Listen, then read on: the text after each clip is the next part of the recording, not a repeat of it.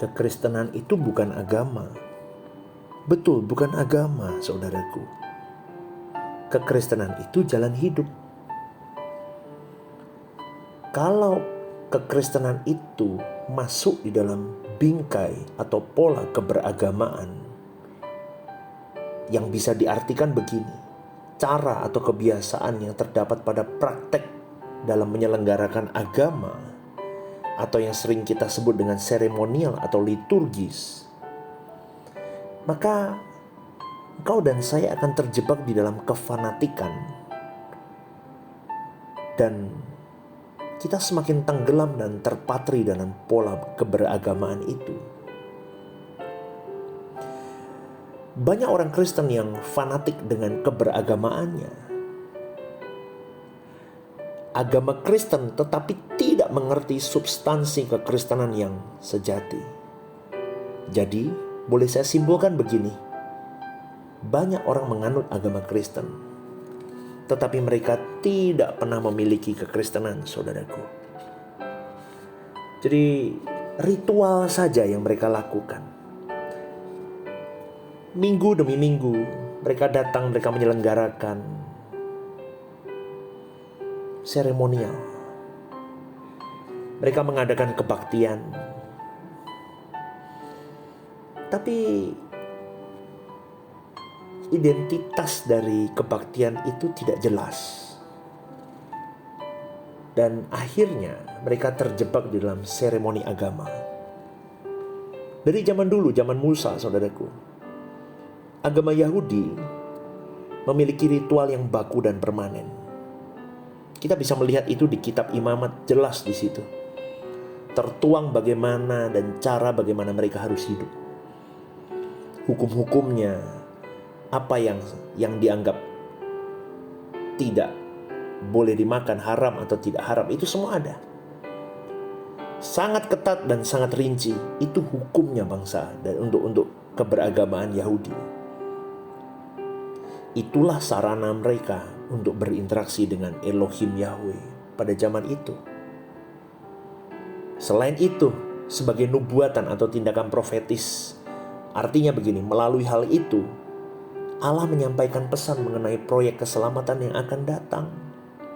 Keselamatan yang akan digenapi oleh Putra Tunggal Elohim Yahweh, yaitu Yesus Kristus, untuk menghapus dosa manusia. Itu ada benang merahnya, saudaraku. Dengan proses penyembelihan dan sebagainya. Jadi ketika mereka menyembelih domba mengikuti hukum Taurat, bukan berarti Tuhan benar-benar menyukai keharuman daging domba yang dibakar itu, saudaraku. Itu hanya tindakan profetik, nubuatan. Karena darah binatang tidak dapat menghapus dosa manusia. Tetapi apa yang mereka lakukan itu menjadi benang merah untuk kedatangan Yesus sebagai juru selamat di muka bumi ini. Jadi seremoni itu sudah seharusnya tidak perlu dipertahankan lagi di dalam kekristenan, karena itu ada di zaman Perjanjian Lama.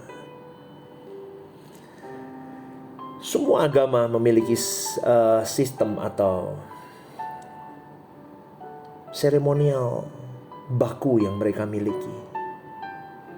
Tapi semua itu tidak ada di dalam kekristenan seharusnya. Dan itu semua tidak dapat dipertahankan di dalam kekristenan. Seperti yang dikatakan oleh Tuhan Yesus, ada saatnya orang tidak menyembah Allah di Yerusalem atau di atas gunung, tetapi di dalam roh dan kebenaran. Yerusalem dan gunung itu adalah tempat di mana orang Israel mengadakan seremoni agama untuk berinteraksi dengan Allah.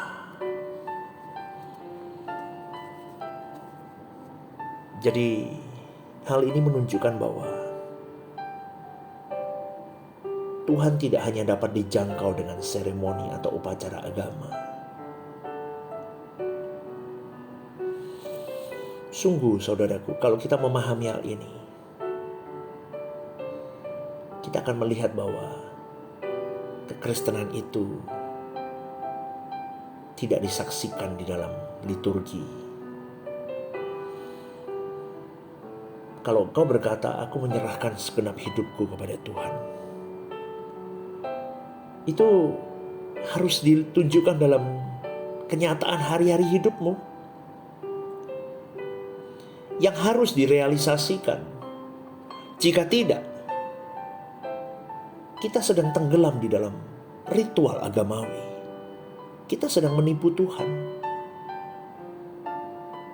Jadi dalam kekristenan, liturgi gereja haruslah merupakan ekspresi miniatur dari kehidupan setiap hari yang kita jalani. Kita harus benar, saudaraku. Agama pun terbelenggu dengan banyaknya rumusan hukum-hukum yang digunakan untuk mengatur kehidupan manusia.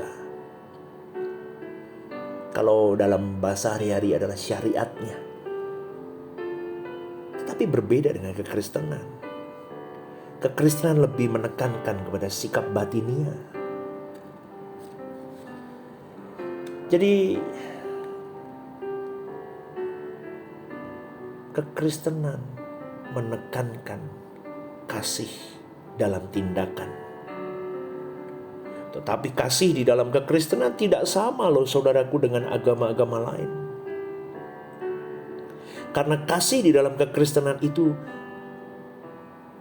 segala tindakan yang ditekankan kembali kepada pikiran dan perasaan Tuhan, bukan karena hukum.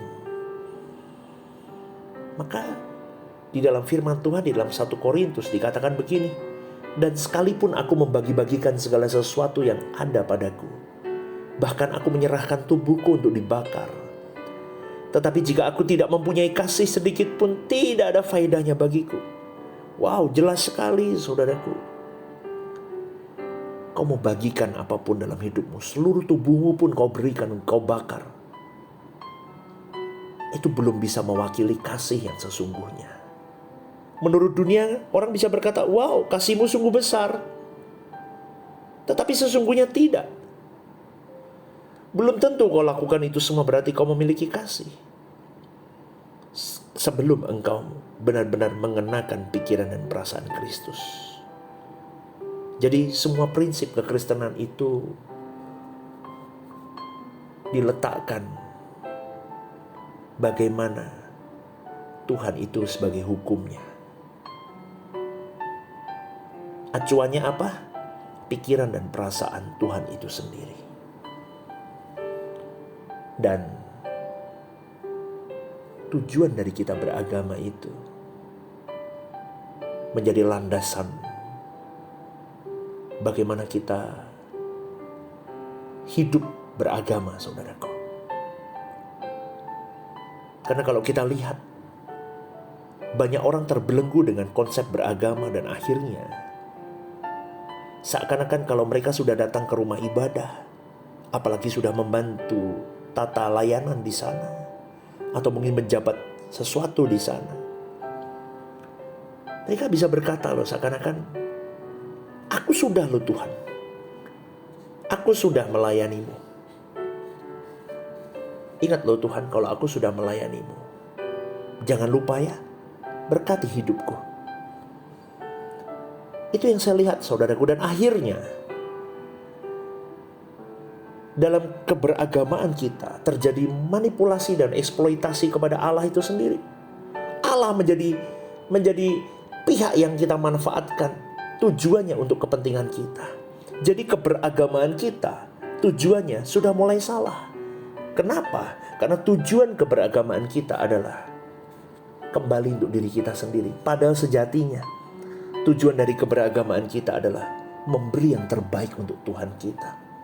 Bahkan menyerahkan hidup kita untuk kita bisa diperalat. Dalam tanda kasarnya kita bisa berkata, aku mau diperalat Tuhan. Tetapi sekarang berbeda, kita memperalat Dia.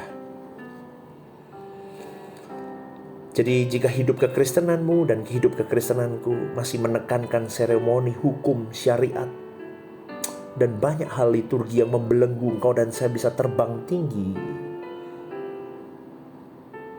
maka mereka tidak memiliki kekristenan yang diajarkan oleh Tuhan Yesus dan para rasulnya.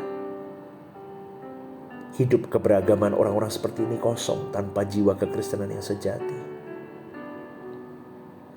Hidup keberagamaan kekristenan yang benar adalah jalan hidup yang menekankan pembentukan manusia batiniahmu semakin hari semakin lurus, semakin hari semakin berkodrat ilahi, semakin hari semakin terus tepat seperti Tuhan itu sendiri. Berjuang ya saudaraku. Kristen bukan agama, tetapi Kristen jalan hidup. Bagaimana engkau mengenakan hari-hari hidupmu, sehingga orang-orang di sekitarmu pun bisa melihat bagaimana kau hidup. Kita menjadi suratan yang terbuka, yang bisa dibaca oleh semua orang. Saya berdoa, Tuhan menyertai hidupmu dan selalu menuntunmu menjadi pribadi yang semakin indah, membawa kebenaran itu dimanapun Tuhan letakkan dirimu dan diriku. God bless you.